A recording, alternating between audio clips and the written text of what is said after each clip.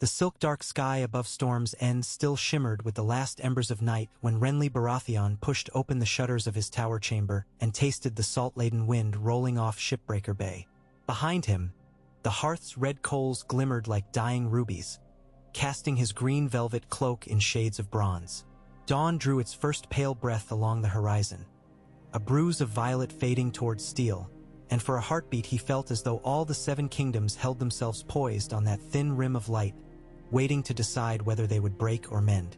Across the courtyard below, torches guttered between tents embroidered with the golden stag of House Baratheon. Squires led war horses to water troughs, their hooves ringing like muted bells on the flagstones. A hush lay over the encampment, the hush of summer men rousing from dreams of tourneys and bright autumn maidens, unaware that by evening they might be wading through entrails on the King's Road. Renly's jaw tightened. He loved these men, hoped even now to spare them. Yet the iron law of crowns cared little for hope. Behind him the chamber door creaked. Brienne of Tarth entered, helm tucked beneath one massive arm. "Your Grace," she said, voice low so as not to rouse the still sleeping Lady Marjorie in the adjoining room. "Ser Davos is arrived." Renly's eyebrows rose. Ser Davos? "Stannis sends his Onion Knight in place of envoys from Storm's End." His tone thickened with suspicion even as curiosity sparked behind his eyes. "Did he come alone?" "A single skiff, flying no banner," Brienne replied. "I had him searched. No weapons but the dirk at his belt, and he surrendered that readily." Renly laughed, though the sound bore little mirth. Of course he did. Davos was never one for deception. Smuggling taught him subtler arts. He turned from the window, fastening his green cloak with a stag antler clasp. "Have him brought to the Solar, and Brienne, post 2 of my Rainbow Guard outside the door. Not for Davos's sake," he added, seeing her frown, "but because there are shadows in this castle thicker than night." Brienne inclined her head and strode out. Renly paused a moment, smoothing a stray curl behind his ear, then followed.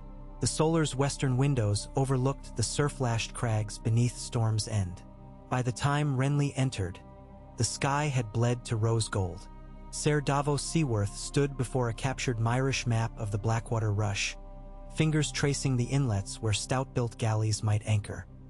He turned at the rustle of silk, his face weathered as a cliff and twice as steadfast. "Your Grace," Davos said, bowing low.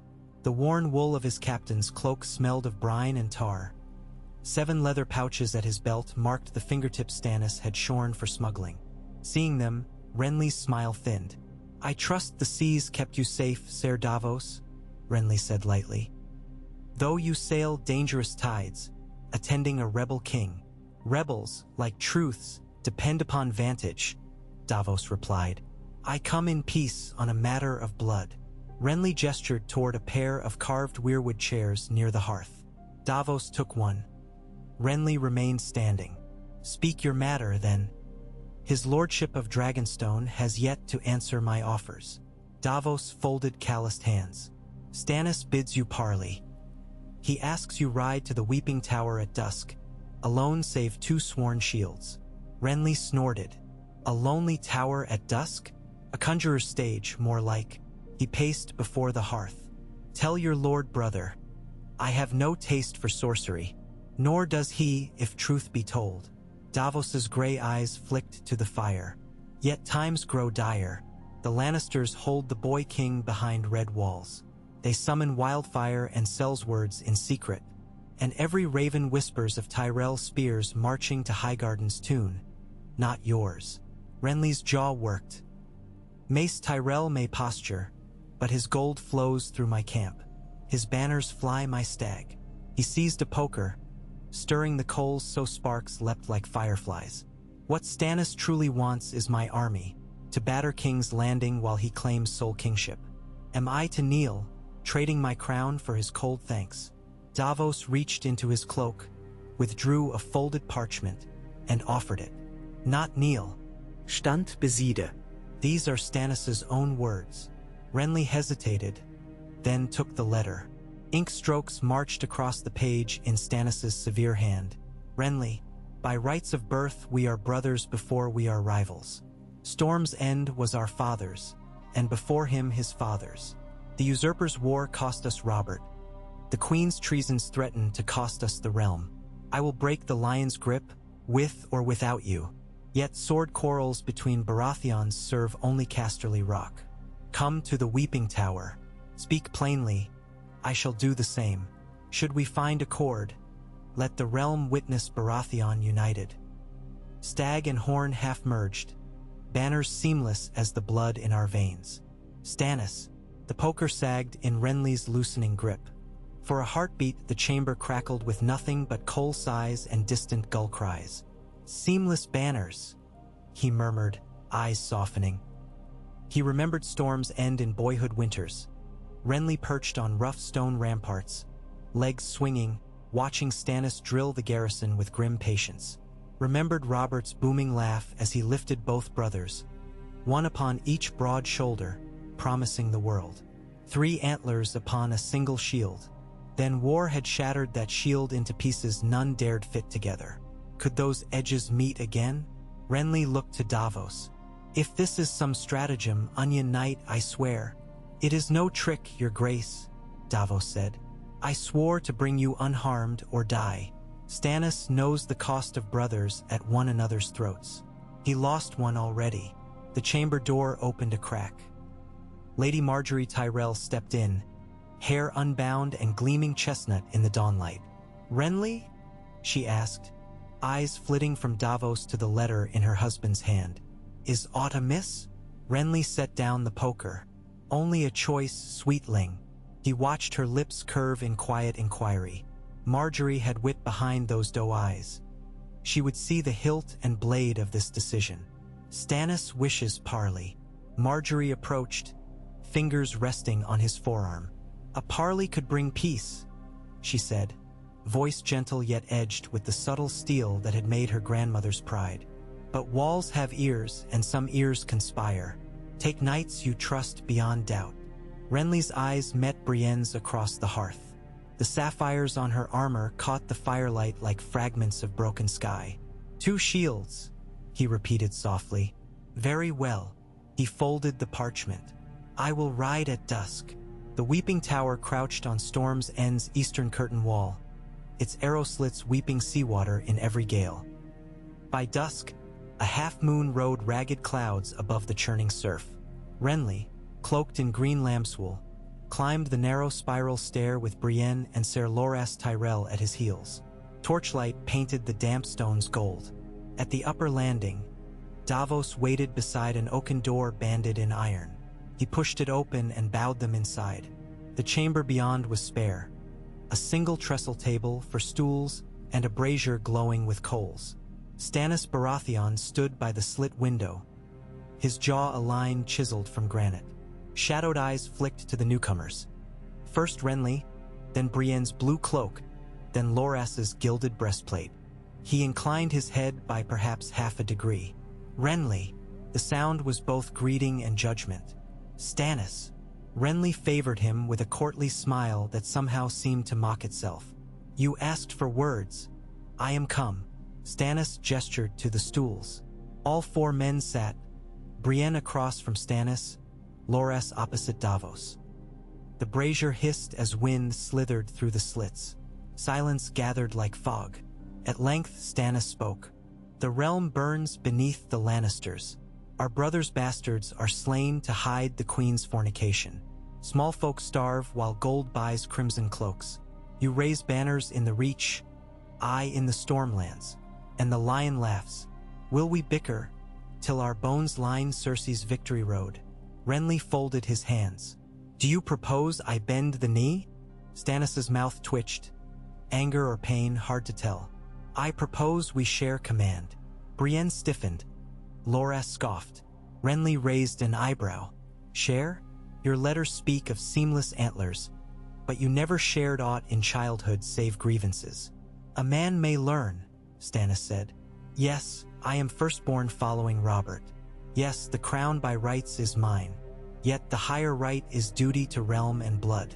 If your host joins mine, we march within the fortnight. We break King's Landing and free the realm from incest's tyranny. Then we divide? Renly's voice rippled with skepticism. Then we govern. Stannis pulled a rolled parchment from his belt, unfurling it on the table. The ink showed a stag rampant, crowned by twin stars. A sigil born of two houses, Baratheon of Storm's End, Baratheon of Dragonstone. Neither above the other. The Iron Throne may seat one, but the realm will see twins in power. King and Lord Paramount, each sworn to counsel the other. My line holds Dragonstone and the seat. Yours holds Storm's End and the Stormlands. All decrees bear both seals. Thus no man may divide us again. Renly stared. For an instant amusement flickered behind emerald eyes. Stannis drafting charters like a maester when words might suffice. But slowly that amusement ebbed, leaving thoughtful quiet. Renly had not sought crown to sate vanity alone. He believed he could guide the realm with generosity where Robert wielded charisma and Stannis severity. Could two halves, properly conjoined, make a truer whole than either alone? Brienne leaned forward, brow knit. What of Melisandre? She asked bluntly, surprising even herself. And her shadows? Stannis's gaze hardened like iron plunged in snow. The Red Woman serves the Lord of Light. She counsels. She does not rule. If her presence offends your knights, I will keep her to Dragonstone henceforth. But do not mistake devotion for sorcery, sire. Lady Brienne, Renly murmured. Lady Brienne, Stannis acknowledged. Brienne inclined her head, though suspicion lingered in her gaze. Renly's eyes remained on the hybrid stag crowned by stars. Twin seals, he mused. One throne. His finger traced the parchment's edge. The Tyrells will expect me to sit that throne, with Marjorie as queen. They may expect, Stannis said. Yet the realm expects deliverance. Promise Highgarden high office, control of the city granaries, and the next Lord Paramount of the Mander. Mace will trade crowns for coin and titles. A thin smile ghosted his lips. He traded his daughter already. Davos hid a small cough behind weather-cracked knuckles. Renly laughed, genuine this time. You have grown sly, brother. I have grown tired, Stannis corrected. Tired of war feasted upon pride.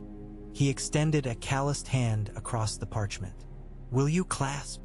Renly hesitated only a heartbeat.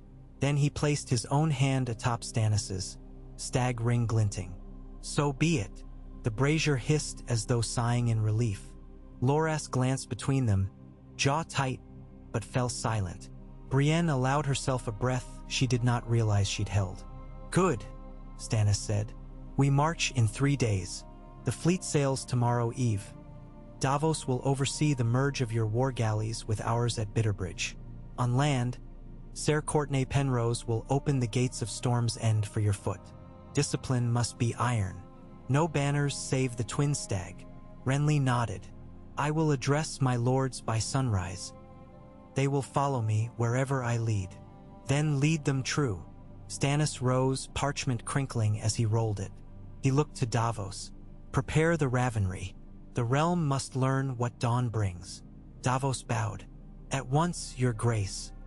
His eyes strayed to the clasped hands. Perhaps he saw in them the mended planks of an old ship, retard and ready to brave dark seas. Renly stood as well. Until morn, brother.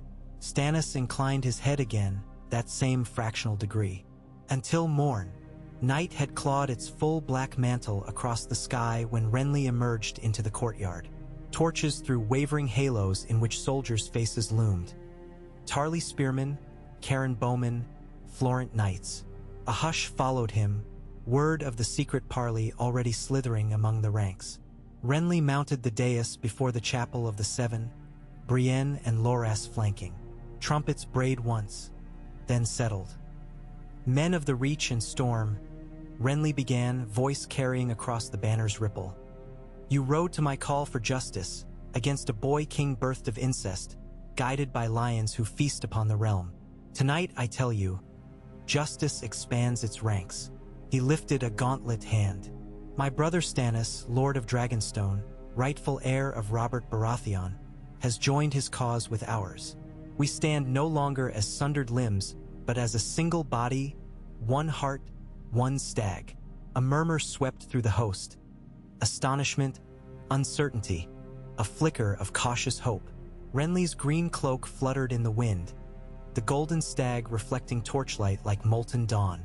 "I swear to you," he said, "that this union seeks not to divide honor among kin but to mend it, to steer the realm from chaos to plenty. In 3 days we march for King's Landing. In 1 moon's turn the lion's reign will lie broken beneath the weight of Baratheon might. Stand with me, stand with us, and the realm will remember your courage." A roar exploded, a sound of shields hammering, voices booming beneath canvas night. For every lord who frowned, 3 small folk cheered. Hope trumps pride when coin and crops run thin. Renly felt the swell crash through him like tide against Storm's End's foundations. He raised both hands, quieting the cacophony. "At dawn, every banner shall be remade," he proclaimed. "Green and gold, black and gold melded. Let the realm awake to a new horizon." Trumpets flared. Sparks spiraled skyward as men thrust torches high. Somewhere in the dark, the Red Woman watched the flames, her ruby choker pulsing. Shadows writhed at her feet, but she remained silent. And in that silence, the future stretched like a road of unlit beacons, waiting for fire. Dawn found the smithies alive with clangor. Armors were buffed, sigils repainted. The crowned stag of Stannis's black sigil and Renly's prancing stag upon green field blurring into a single rampant beast. Seamstresses stitched new pennons, threading gold onto sable and forest wool. The twin stars of the parchment design gleamed upon the forehead of every helm fashioned that morning, 2 points guiding soldiers through tenebrous fate. Renly walked among the tents with Marjorie at his side. She surveyed the transformation with the sharp eye of a lady raised amid politicking orchards. "They adapt swiftly," she murmured. "Faster than their lords, perhaps. Men of the Reach shape to any wind that promises harvest," Renly said softly. "Yet they trust you to see them through to reaping." Marjorie's lips curved. "And I trust you to plant wisely." She paused as a row of crossbowmen bowed. "What of my father?" Renly exhaled. "Mace will bellow, then he will count. 2 crowns merged mean double the royal coffers. Highgarden will receive boon upon boon. Your grandmother will ensure he sees sense." "That she will," Marjorie agreed, shoulders straightening. "Then let us ensure there are coffers to share when we reach the city." Ahead, Brienne conferred with Ser Emincuy about shield formations. Loras drilled the Rainbow Guard in new signals designed for joint assault. Everywhere was movement, fresh-forged purpose. Yet beneath the clamor, tension simmered. In the reliquary of the castle sept, Melisandre lit candles of red wax before images of the Seven, murmuring hymns to Lawler. Davos paced the ramparts at dusk, counting the sails of Renly's galleys filing into the bay, whispering prayers to the Mother for calm seas and calmer hearts. Stannis pored over siege charts by solitary candle, marking positions for scorpions and trebuchets, each stroke measured. Yet his gaze rose often to the map's margin, where Renly's flourish had sketched a motley of Reach banners promised but not yet sworn. As the twin host gathered, rumor preceded them. Small folk fleeing Crownland's villages spoke of wildfire casks being rolled beneath the Red Keep, of Lannister bowyers stringing siege bows on the walls, of gold cloaks hunting dissenters in Flea Bottom. One tattered fishmonger claimed a master alchemist boasted he could boil the very river if commanded. Another told of black sails in the narrow sea, cell sails from Tyrosh drawn by Lannister coin. Renly listened, brow furrowing, but forbade despair. He hosted nightly councils in Storm's End's Great Hall, where Stormlander barons drank cider with Reach bannermen under banners still smelling of fresh dye. Stannis attended in leather jerkin rather than crown, speaking sparingly yet precisely. When corners bristled, Florent lords muttering that the Reachers strutted like peacocks, Tarly knights deriding Stormlanders as dour. Renly cut tension with jest while Stannis hammered out terms in iron wording. Slowly, grudgingly, mutual respect sprouted like hardy weeds in cracked stone. On the 3rd morning, Drums thundered through the valley. The army assembled, 40,000 foot, 8,000 knights, a fleet of 200 galleys flying the twin-stag pennon. At the vanguard rode the Baratheon brothers, Renly in green plate shining like summer leaves wet with dew, Stannis in black lacquer veined with crimson. Between them unfurled a banner taller than 5 men, a stag rampant, crowned by twin silver stars on a field half green, half black. A hush fell as Renly spurred his courser ahead. His voice carried across ranks. Sons of the storm and the Reach march. Boots struck earth in thunderous rhythm. Trumpets keened. Wheels groaned as siege towers lurched into motion. The twin host flowed from Storm's End like a tide of antlered resolve. Banners snapping, sunlight glinting off spear points like shards of prophecy. Along the coastal road they wound, through hay-gold fields where farmers paused, slack-jawed, at the sight of 2 kings riding abreast. Some knelt, others cheered, raising wooden tankards. In every village square, criers read the proclamation of antlered unity, affixed with both kings' seals. And so rumor became story, story became hope. The brothers Baratheon, reconciled, marching to cast down lions. On the 5th night by Bitterbridge, campfires speckled the river valley like fallen stars. Renly drifted among them, exchanging jokes, tasting stew from iron cauldrons. At one fire, Tyroshi Sellswords taught Stormlander boys a bawdy song.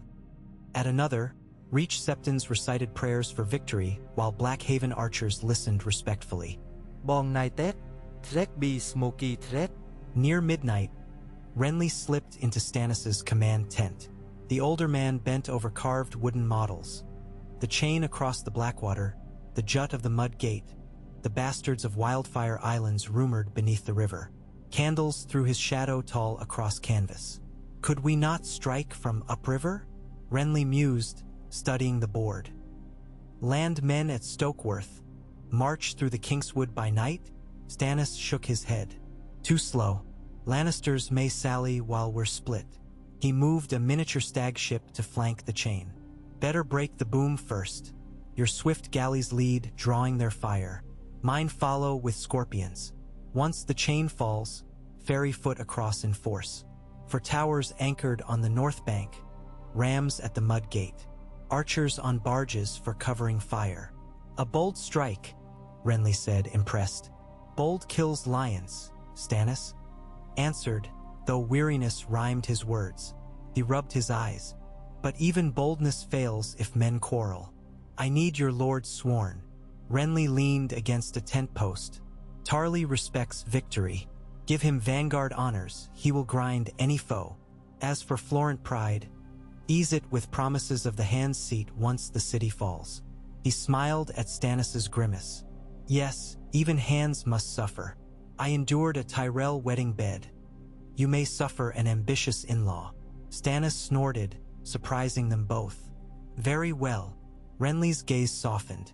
We are closer than we have been since we were boys. Stannis's eyes met his. Closer is not close, Renly, yet it may suffice. He extended a goblet of watered wine.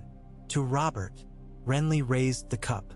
To Robert, they drank in silence, listening to campfire's distant laughter and the ceaseless murmur of the river, like time itself, slipping past.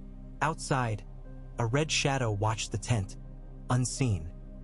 Melisandre's ruby pulsed, and her lips shaped words thinner than moonlit smoke. Yet for once no shadow birthed itself from her whispers.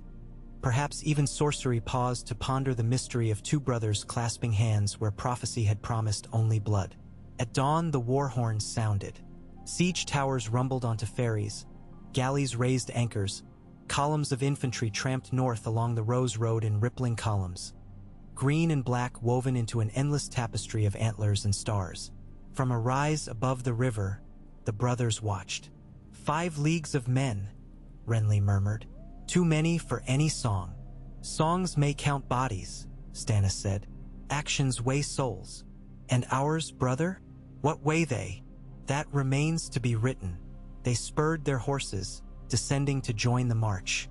Sunlight spilled across their helms, painting twin stags in gold.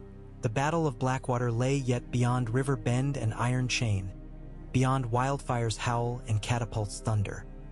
Before that day would dawn, loyalties would be tested, blood would mingle salt and smoke, and the histories of Westeros would fork along roads no maester's quill had dared imagine. But for this moment, beneath a morning sky brushed pale as first hope, two brothers rode side by side, banners united, hearts beating a cadence older than crown or creed.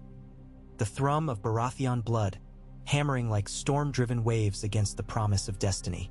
The river gleamed beneath a dawn the color of hammered copper as the twin host wound its course toward the capital. From hilltop to horizon, green and black pennons flickered like living embers, each gust of wind revealing the fused stag rampant beneath twin silver stars. The sight stirred the small folk who gathered at every crossroads. Crofters in muddied smocks, millers dusted white with flour, children whose bare feet slapped dusty lanes in pursuit of the vision. Some shouted blessings upon King Renly, others upon King Stannis. Many simply pressed knuckles to lips, dazed by the sheer avalanche of men, horses, and iron that thundered past their doorsteps. Yet in the hushed spaces between hoofbeats and drum rolls, rumors traveled swifter still of wildfire, of crimson-cloaked butchery, of a golden lioness who sharpened her claws upon the innocent. The army halted 4 leagues south of Duskendale to erect a forward camp.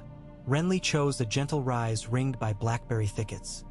Stannis approved the ground's firmness beneath heel and hoof alike. Within an hour, tents erupted like mushrooms after rain.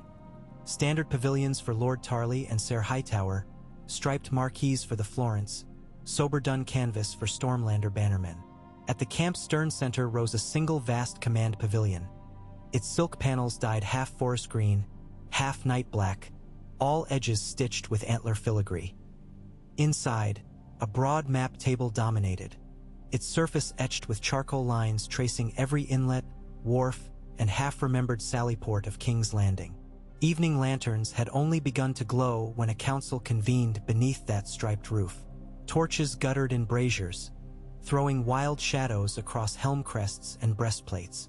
Lord Mathis Rowan of Golden Grove lounged near the wine cask, amber chalice twirling between elegant fingers.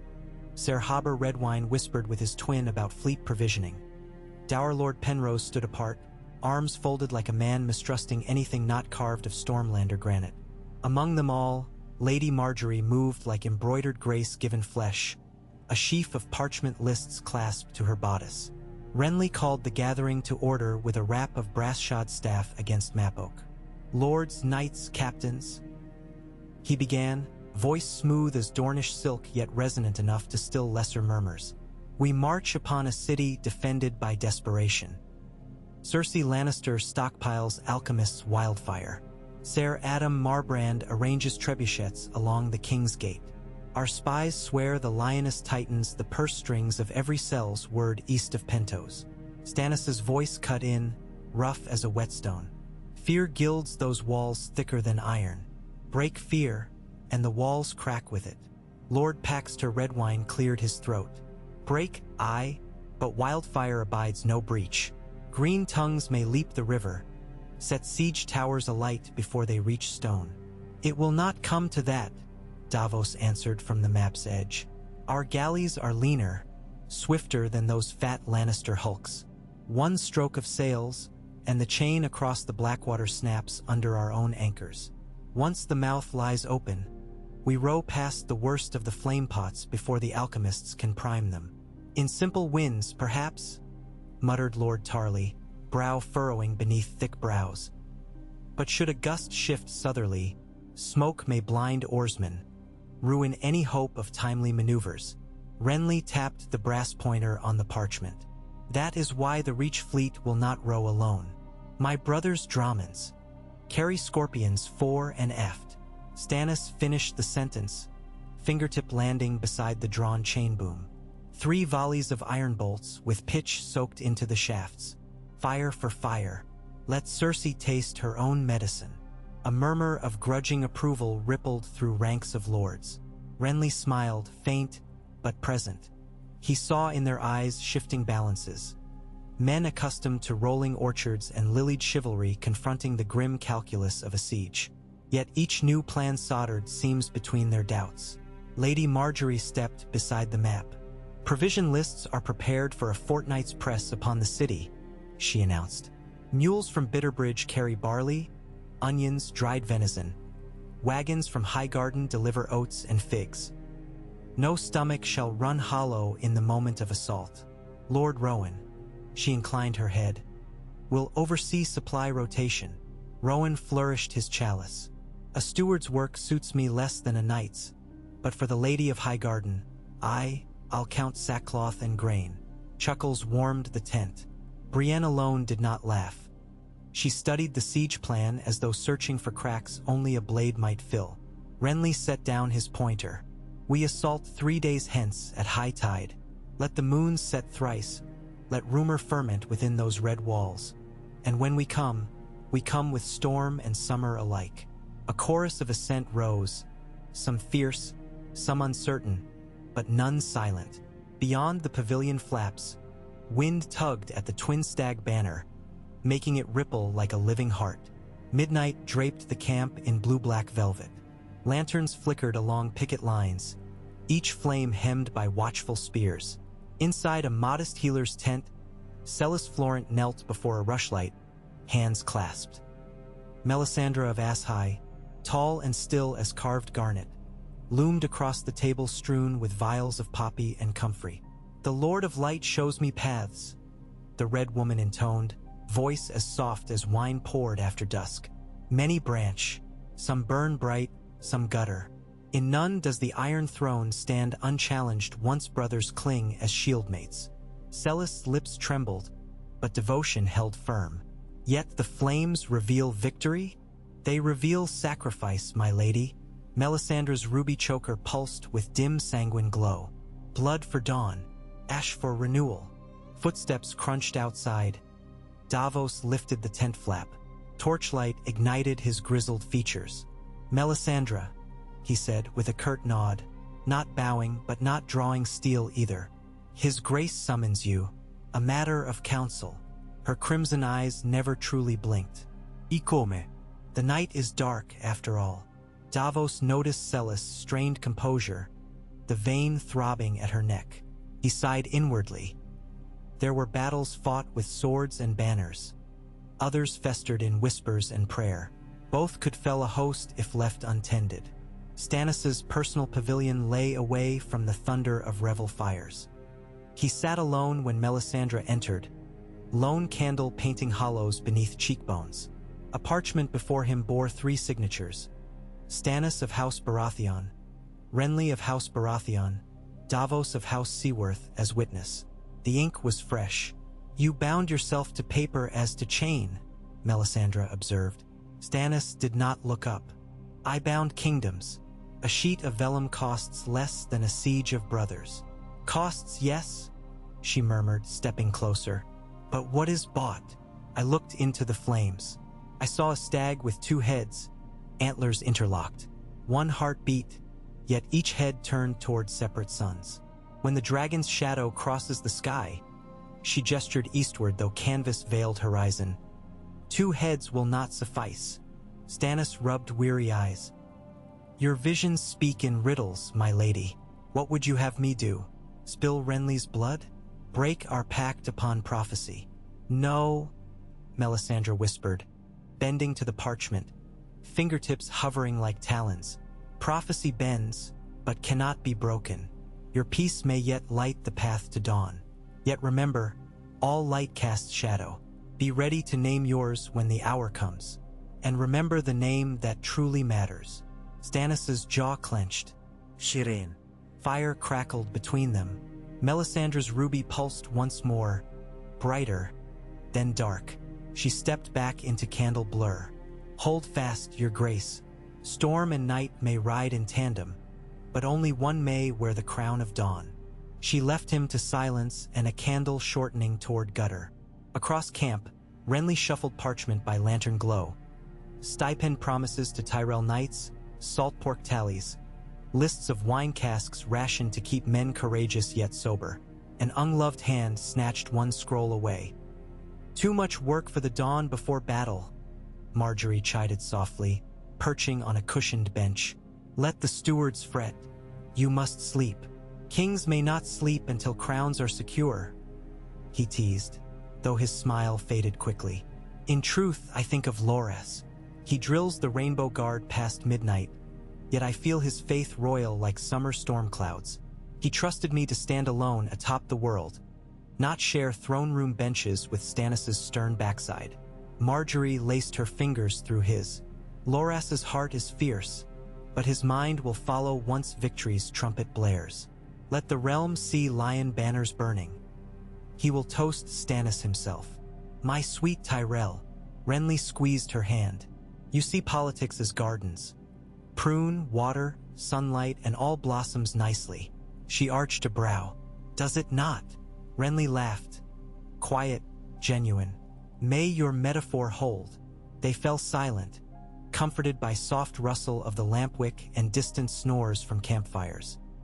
Yet beneath Renly's mirth flickered worry he dared voice to few, that Stannis' grim pragmatism might not yield should their paths diverge beyond the siege.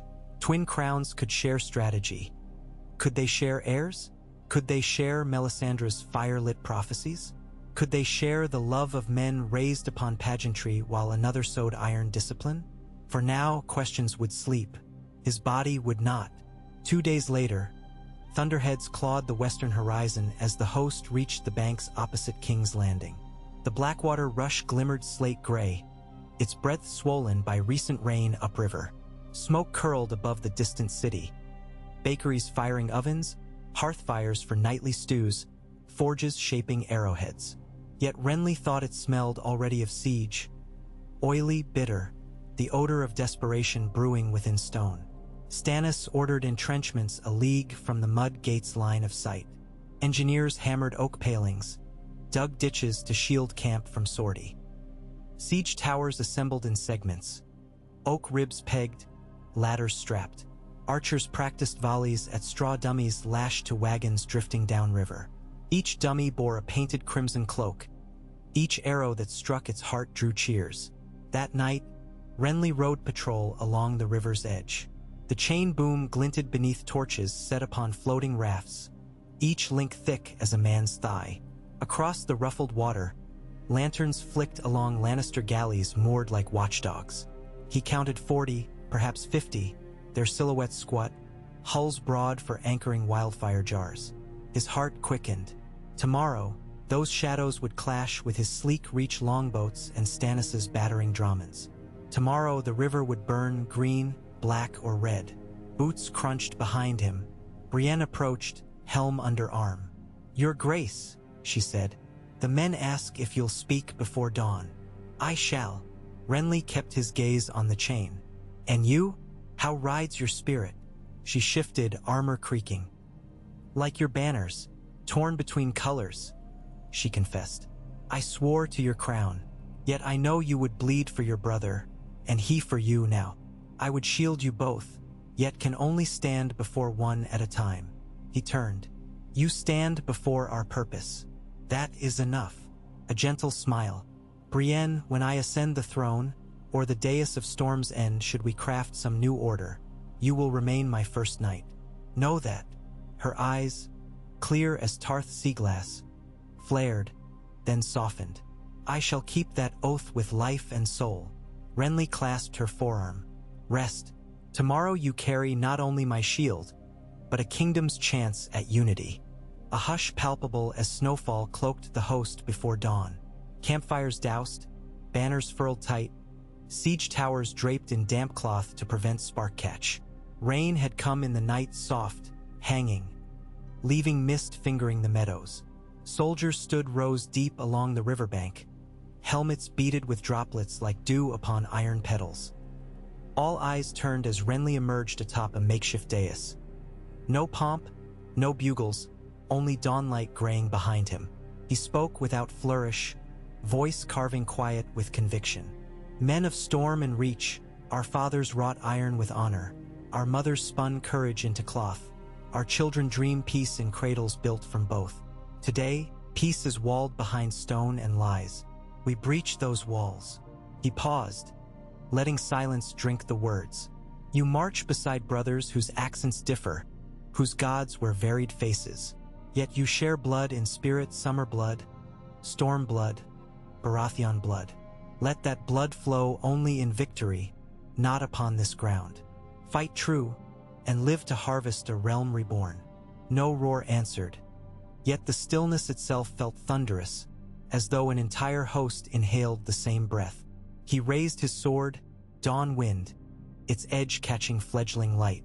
Soldiers lifted blades, spears, bows in silent salute. The world seemed to hold itself, like a coin spun midair before fate decides how it lands. Stannis addressed commanders in a lower tone, issuing final orders. Companies peeled off, Ser Imry Florence squadron to strike upriver, Lord Caron's archers to man barge platforms, Davos's fleet to slip anchor at full tide's turn, Tarly's infantry massed behind the first siege towers, shields overlapping. The tide crested mid-morning. Horns moaned from Stannis's flagship Fury. Oars flashed as one. Renly watched from a rocky promontory, heart hammering in unnatural calm. He saw Davos's swift galley arrow surge forward, prow knifing river glass. Behind, Tyrell manned skiffs rode wake. Near midstream, Arrow's crew hauled anchor chain across the deck, links hooking the boom like a butcher's claw. Men heaved, ropes whined. The boom strained, water roiling green-brown around iron. From the city walls came answering horns, higher, shriller. Torchlights flickered atop ramparts. Ballistae cranked. Renly glimpsed glint of armored figures scurrying along crenels. Within seconds, sandstone-braced catapults belched flaming quarrels that arced like comets. One struck water yards shy of Arrow, hissed into steam. Another smashed the rail of a following skiff, splinters cartwheeling. Yet the chain groaned, lurched, then snapped. An iron cheer rose from Baratheon sailors as the boom sagged, afloat but defeated. On Renly's right, scorpion-bearing Drommons advanced two abreast. Crews loosed bolt after bolt at the Lannister galleys. Iron-tipped shafts sparked against glossy hulls. Some pierced oaken planks and stuck quivering like broken masts. But Lannister captains responded in kind. Pots of wildfire, stoppered ceramic jugs painted with grim green runes, were hurled by catapult, smashing upon Fury's deck. A vivid emerald blaze blossomed, licking sails. Screams shredded the wind. Renly's stomach churned. He spurred his horse downslope toward the ready barges. Brienne galloped behind. Order the rainbows to screen the siege towers. Flaming pitch incoming soon, he shouted over thunder of hooves. A runner peeled off at once. He reached the barges where armored foot filed aboard in dense blocks. Shields overlapped above to form iron turtles. On the far bank, Tarly's vanguard had begun pushing siege towers, hulking oak beasts sheathed in damp hides, toward the causeway newly built under cover of night. The causeway, a lattice of timber pales sunk into mud, extended halfway across the shallows. From there, barges would ferry towers to a ramshackle jetty at the base of the mud gate. The first barge lurched away, Renly aboard.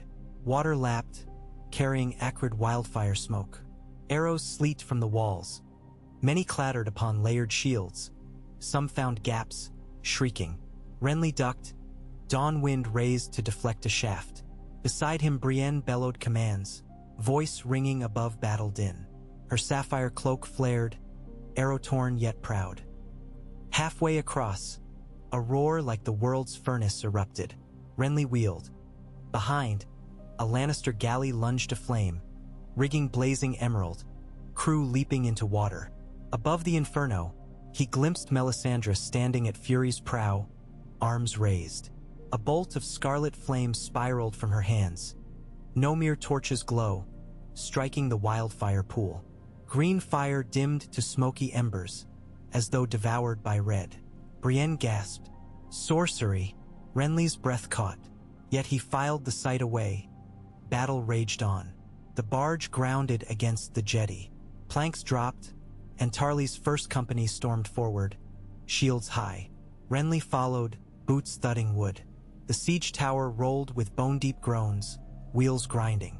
From the parapets came Lannister jeers. Pots of oil tumbled, igniting where they struck timber. but Reach crossbowmen atop the tower loosed quarrels with chilling precision, forcing lions to duck. Smoke stung eyes, but the mud gate loomed ahead, oak studded with iron. Tarly's sappers set a ram, an oak beam sheathed in bore iron, swinging. Boom! Splinters flew. Inside the city, alarm bells pealed. Gold cloaks scrambled, yet chaos reigned. Tyrell spies inside the city had sown saboteurs among the watch, and the bells rang conflicting orders across districts. Flea Bottom thronged with fear.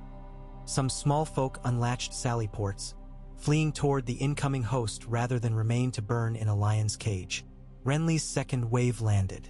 Stannis himself had crossed upriver with Davos, now marching along River Road to flank the Lion Gate. Thunder of his rams reverberated across rooftops. On the ramparts above the mud gate, a tall figure in gilded mail appeared, Joffrey Baratheon, crown askew, face pale as curd. Beside him stalked Sandor Clegane, the hound, scar twisting as he surveyed the inferno. Joffrey shouted down, voice shrill, demanding the traitors yield. His words drowned beneath ram strikes. Clegane's eyes locked on Renly, recognition, contempt, perhaps grim respect. Then wildfire jar exploded behind them, showering rampart in green flame. Joffrey reeled, screaming, gold cloak aflame at him. Clegane flung him bodily through a door, slamming it, barking at guards to douse. For a moment, Renly thought he saw not a dog but a man desperate to keep some vestige of oath. The ram split the inner bar. Tarly's men surged. Gates yawned like a wound. Baratheon host poured into the narrow street beyond, shields raised against murder holes. Renly vaulted debris, dawn wind carving through first gold cloak to oppose. Brienne hammered aside a sergeant's halberd, blade punching mail with brute force. Behind them, horns signaled Stannis' breakthrough at Lion Gate. Twin pincers would soon converge upon the Red Keep Hill. Renly's host pressed toward the Grand Avenue. Lannister household knights tried to rally, red cloaks streaming. But Reach spears penned them while Penrose archers cut down survivors. Blood slicked cobbles. Hoarse shrieks echoed. Renly felt carnage thrum in marrow, so much life spilling. Yet each fallen foe meant fewer swords for a queen who birthed chaos. Across the bay, Davos's smaller flotilla had outflanked. Galleys disgorged Stormlander marines near the fish market. Smoke churned from wharfs as barrels of stored lamp oil ignited, likely sabotage by city fisherfolk sympathetic to the stag cause. The smell of boiling pitch mingled with brine. Seagulls wheeled, screaming. In the heart of the city, bells faltered. Somewhere, the great September's dome rang with a shudder as tremor ran through the hill. Rumor later claimed the High Septon knelt before the altar of the Seven, begging divine clarity, yet sensed a wind of change as great as any sermon. Folk whispered that even the gods held breath at the brothers' advance. Late afternoon sun coppered the city when Renly's and Stannis' vanguards finally met upon the Street of Steel, half a league below the Red Keep. Stannis' black-liveried spearmen emerged from smoke, driving disorganized lion men ahead like sheep. Renly galloped forward, helm visor raised, sweat-streaking face. "Brother!" he hailed above clangor. Stannis reined in, eyes flinty but ablaze. "South flank secure. Your gate taken. Gold cloaks surrendering by company. Hound holds inner ward with few remaining. Red Keep ahead." Stannis scanned the smoldering hilltop. "We advance together. Antlered banner at 4. So they rode, twin stags to breach the final den of lions. At Maegor's holdfast, Cersei Lannister had barricaded the drawbridge.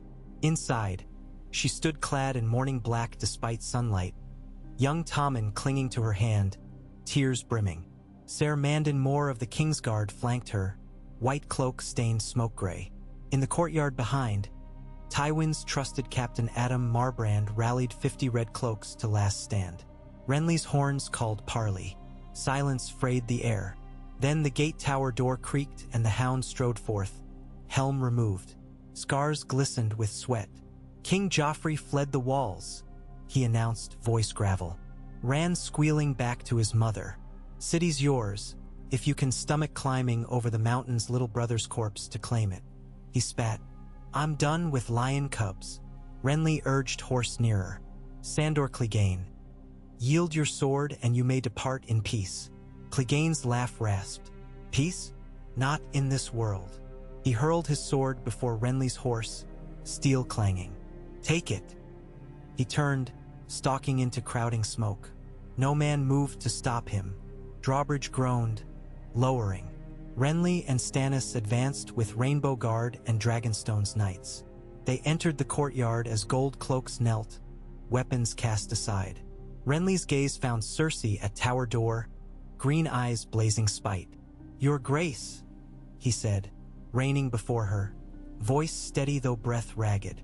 The realm places you under protective custody until lawful trial. Cersei smiled thin as dagger. I remember another who called himself Grace once, she purred. He boasted into my wine that crowns are best won with swords and... Enough! Stannis cut her short, voice a cold tide. Where is the boy? She drew Tommen close. Here, the only innocent in this foul charade of yours. Renly dismounted, removing helm. No harm will come to him. Spare me honeyed lies, Cersei hissed. You slew his brother, slit the kingdom's throat. Stannis's brow twitched. Joffrey will stand trial under 7 septons. Truth decides guilt. And truth, I find, is written by Victor's quill, she retorted. Yet her gaze flicked to mass spears, to Melisandre emerging behind with ruby aglow, and fear flickered across her painted mask. Very well, do what you will. She surrendered Tommen into Lady Margaery's gentle embrace. Margaery having just arrived under guard and smoke-smudged yet poised. The child wept. Margaery crooned calming words. Renly surveyed courtyard, littered with dropped arms, banners drooping. The Red Keep had fallen without final cataclysm. The wildfire still smoldered along river, but city still stood. The war, however, was not done. Night settled, but not peace. Fires flickered across the Blackwater. Healers moved among wounded. Septons chanted for dead. Within the throne room, Renly and Stannis stood at the foot of the Iron Throne. Tall, monstrous, forged from swords of vanquished foes. Lamplight danced across blades. Every jagged spine glimmered like frozen lightning. Stannis's gaze lingered on the seat. It is uglier than I recalled, he muttered. The crown seldom flatters, Renly quipped, yet mirth felt thin. They had agreed by parchment to share governance, but now the throne loomed, physical embodiment of singular rule. 2 brothers, 1 seat. Renly exhaled. Our pact endures. You sit for judgments, I sit for council sessions. Alternating days. Stannis folded arms. And when the realm clamors for 1 king, not 2, we will remind it that 2 brothers restored peace where 5 kings tore it apart. Renly's smile found firmer ground. Let histories judge how many crowns stood atop unity. Stannis met his eyes, measuring, perhaps doubting, yet finally nodding. For now, the War Council meets at dawn. We must speak of Tywin Lannister racing from Harrenhal, of Greyjoy raids along western coasts, and of Robb Stark's ambitions. Robb seeks justice for his father, Renly said. Let us offer him alliance. Or at least an ear, Stannis allowed. They exited, leaving the Iron Throne to the whisper of torches. Behind them, Melisandre watched shadow play along the blades, shadows twisting like serpents. Her ruby dimmed, then brightened, as though hearts beat within. A fortnight passed like a severed kite string, snapped, yet dragging tattered parchment across winds of change. Mace Tyrell swaggered into King's Landing with 80,000 Tyrell foot, stunned to learn he had arrived not to rescue a son-in-law's crown, but to celebrate his daughter's grace as Lady Paramount. Still, he found profit in gardens of plenty. Renly named him Master of Grain, with authority to levy reach harvest for cities starved by siege. Mace puffed, blossomed anew. Robb Stark dispatched envoys, gray-clad warriors under white banner bearing Running Wolf. They arrived to find the Baratheon Union willing to discuss northern independence in exchange for mutual defense. Word flashed north like dawn along winter snowfields. Old alliances bent not by sword, but by promise of shared lion spoils. Yet challenges sharpened. Tywin Lannister regrouped at Riverrun's doorstep, forging alliances with Freys already stung by Robb's spurned betrothal. Euron Greyjoy's black sails menaced southward, emboldened by rumors of fractured throne. Across the narrow sea, whispers of dragons breathing in Karth spread to Pentos and Lys like fever. And within the Red Keep, political fissures spiderwebbed stone. Florent lords schemed to elevate Celis. Tarly pressed for harsher levies to pay reparations. Braavosi bankers demanded settlement of Baratheon debt long overdue. In council chambers, Renly wooed with charm, while Stannis hammered with law. Sometimes sparks flew, yet both remembered wildfire's roar, the cost of discord. One crisp autumn dawn, as ravens cawed above Blackwater's calmer tide, Renly found himself atop the keep's ramparts beside Davos. The Onion Knight leaned upon the stone parapet, sea breeze ruffling graying hair. "Hard won this city," Davos said. "Harder kept." Renly nodded, surveying streets where market stalls reopened, children chased hoops, smiths rang anvils. "Do you fear our unity phrase already? I fear men forget why it held in first place." Davos skimmed a pebble over the battlement. It arced, fell unseen. Oaths forged in fire must be tempered cold, or they crack. Renly studied the horizon where the sun's first rays gilded sea in molten gold. "Then let us quench them in truth. No lies, no secrets." Davos smiled ruefully. "Truth is heavier than chain, your grace. Many would rather carry the latter." Renly's response lost to sudden clamor from courtyard, horns blowing urgent cadence. He and Davos raced down stone steps to find Brienne awaiting, helm under arm, face bloodless. "A raven from Dragonstone," she reported. "Lord Mathos reads. The wall sends plea. Dead walk beyond, and wildlings gather by the tens of thousands." Renly felt earth lurch beneath boots. The wall? Another war. Stannis strode from council doors, parchment clutched, expression like iron in frost. He met Renly's eyes, no triumph or sorrow, only resolve. "Another war," he echoed, "and one we cannot ignore. Our victory here means nothing if winter devours realm entire." Renly exhaled, cold plume in morning air though sun-warmed stone. Then brothers must ride north as they rode south. Stannis stepped beside him. "Together, together." Renly extended hand. Stannis clasped. Bells told the hour, the very bells that once rang panic now rang purpose. Across King's Landing, folk looked up from stalls, from drunken revel, from quiet prayer, and heard promise within that peal. Of twin shadows upon snowfields, of antlered standards lifting where dragons' breath stirred, of kings who learned brotherhood not from cradle but from brink. Far above, ravens wheeled, black specks against dawn peach. They bore messages to every corner, their wings carrying stories that scribes would one day struggle to believe. Of wildfire quenched by crimson sorcery, of a hound who sheathed his blade, of a city surrendered to unity rather than ruin, and of two Baratheon brothers who, against all odds foretold by flame and fate, forged a banner neither wholly green nor black, but bending both colors around a single heart, bright as new day. Yet destiny rarely slumbers where power gathers. In crypt quiet corridors beneath the Red Keep, Varys the spider glided between shadows, candles fluttering in his wake. A note crinkled within his sleeve, ink yet wet. Daenerys Targaryen hatches dragons. Cartes Warlock pledge alliance. He paused outside the council chamber, listening to Renly's laughter roll beyond doors, Stannis's deeper murmur. A faint smile tugged at lips painted sincerity. "Peace," he whispered to himself, "is but the prelude to the next act." With that, he vanished down stairwell, feet silent as schemes, and somewhere beyond horizon, on a distant, wind-scarred coast, 3 dragons screeched against twilight. Their cry carried across wine-dark seas, threading through clouds, echoing faintly even within the dreams of 2 kings who believed they had seen the worst of fire. The story, thus pressed on, toward snows and scales, toward trials where banners alone held little power, and brotherhood stood to be tested not by men's swords but by the gods' entwined omen. For now, those city lights sparkled like spilled jewels upon black velvet river, and in that fragile shimmer lay a hope newly forged. Hope like steel may shatter or cut through night. Renly found Marjorie at dusk on a balcony overlooking the godswood transplanted from Storm's End seedlings. Leaves of pale green fluttered as though gossiping. She held Tommen's hand while the boy offered crumbs to a plump sparrow. When Renly approached, she turned, smile gentle but eyes weary.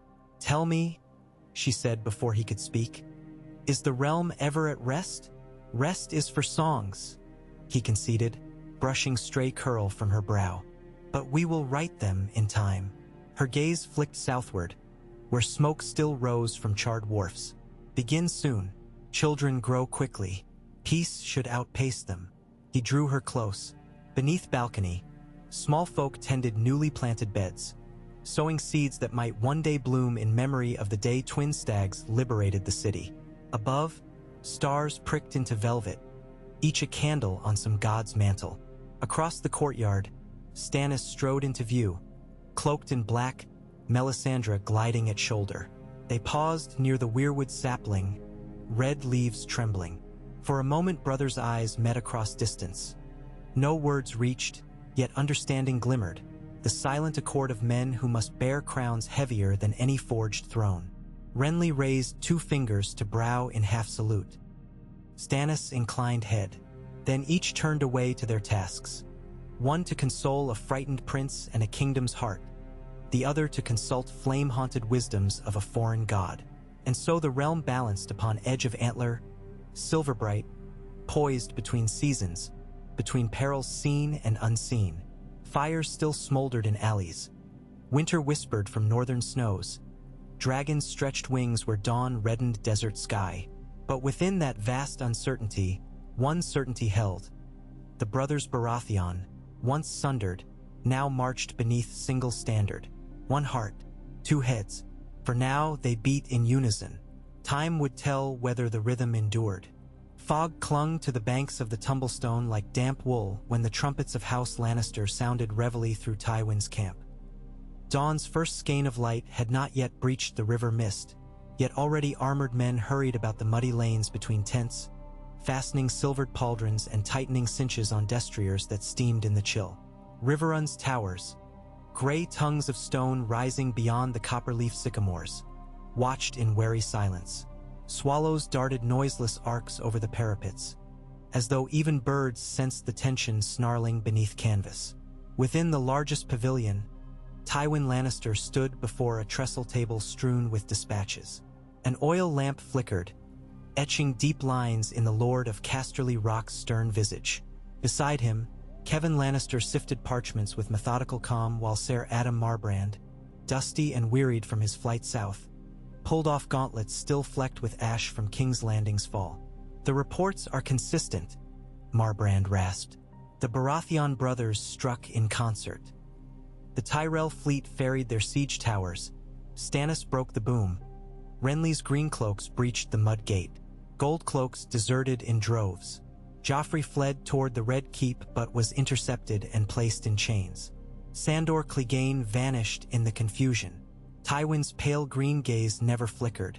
And Cersei, taken," Marbrand confirmed, "alive, held within Maegor's apartments. The small council has been dissolved. Ser Mandon Moore is dead, Ser Osmond Kettleblack captured.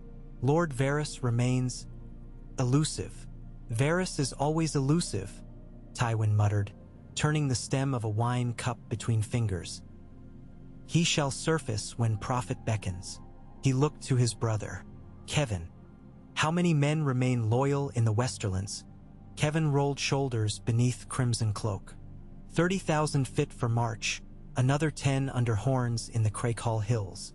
But they lack forage. Tarbeck lands yielded little after last winter's blight. Tywin considered, ticking items in silence.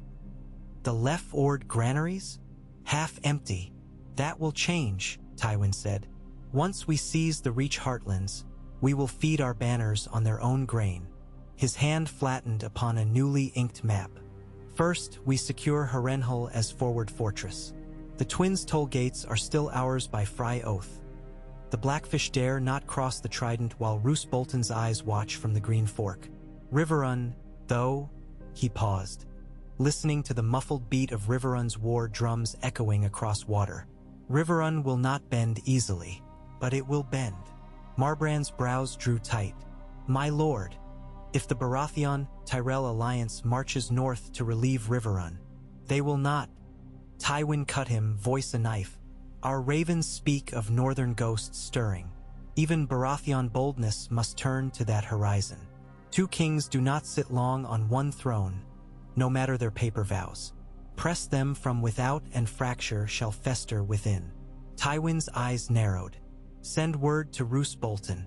Tell him, harry the camps of Stark and Tully, scorch the Riverlands, offer clemency to any who bring the direwolf banner in chains. Fear is a sharper ally than any Sel's word. He lifted goblet to lips, paused, and dispatch emissaries to Bravos. The Iron Bank lent Robert coin. It might lend his brothers trouble, if convinced their collateral is frail. Kevin inclined head. I shall see it done. And the boy king? Marbrand asked quietly. Do we name Tommen king in the west and damn the capital to its nest of stags? Tywin's jaw flexed. We name no king until victory is certain, he said. A crowned cub slain on field profits none. Guard Tommen's claim in rumor and riddle until the moment best served by revelation. For now, ours is the lion's silence before pounce. Far south and east, in King's Landing's smoky dawn, the Red Keep's corridors echoed with new rhythms. Hammer blows rang as royal armories replaced lion crests with twin stags. Servants in hastily dyed green and black livery hurried beneath soaring arches while Tyrell florists filled cracked marble urns with purple irises that perfumed dust-choked halls. In the torchlit belly of the keep's old dungeon, Cersei Lannister sat upon a narrow pallet, wrists manacled with silver links. She wore mourning black trimmed with sable, her once lustrous hair now lank and unwashed. Yet her green eyes burned with undiminished fire. Across the cell stood Lady Brienne, sword at rest upon mailed shoulder, her watch unblinking. Footsteps approached. Renly Baratheon emerged, cloak of forest velvet trailing behind. A single lantern painted his features in warm gold. Though fatigue rimmed his emerald eyes, his smile retained courtly polish. Good morn, Sister Bylaw, he greeted lightly. I trust accommodations suffice. Stone walls, iron bars, none of that gaudy plush you favored. Cersei's laugh cracked as ice on river. You play jester, Renly, but your crown is paper. The realm will not stomach two kings. Renly studied her. It will stomach peace. You were offered such when Robert lived. You traded it for incest and wildfire. Now you will answer. Wildfire, Cersei sneered. Your brother's red, which spews stranger fire than any pyromancer's jar. Tell me, does her god enjoy the smell of commoners roasted alive? Renly's jaw tightened. Melisandre merely snuffed flames you lit. Spare me hypocrisy. He glanced at Brienne. Fetch. Any. As Brienne walked off, Renly knelt, speaking low. Confess your crimes, and you may live out your days in the silent sister's care. Cersei leaned forward, chains clinking. Confess? My only crime is loving my children. Would you confess fathering bastards with every serving girl in Storm's End? Oh, wait, your bed lies cold. You seek comfort in boys playing at tourney. Her smile cut cruel. How fares Ser Loras's pride after you bent knee to stern Stannis? Renly's temper flashed, but he mastered it. Loras's pride lies with victory, not vanity, he answered.